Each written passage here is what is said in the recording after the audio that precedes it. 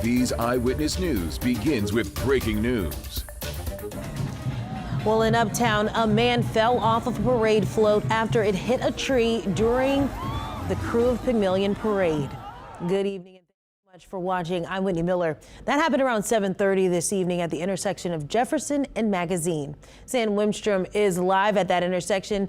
And Sam, is that man doing okay? Do we know how badly he was injured?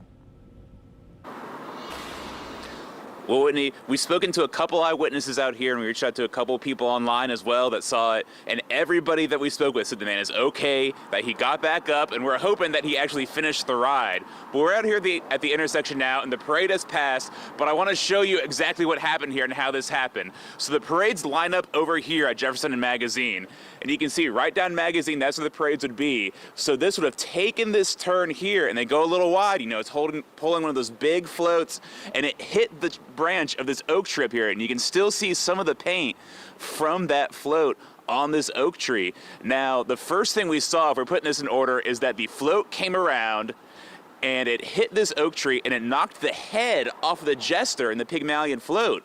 And then when the float driver stopped to kind of correct and get things going, we can see one of the passengers, one of the riders on the float, get up to see what exactly is going on. And either, you know, they hit the curb here or they stopped and it was enough of a jolt to knock him off the float.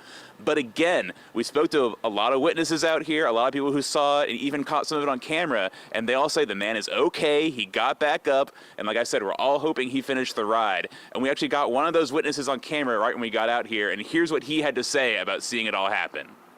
So he had to take a wide turn, and that branch clipped the highest point of the float and knocked the head, which happened to be the head of the float, the head fell down and hit somebody on the float.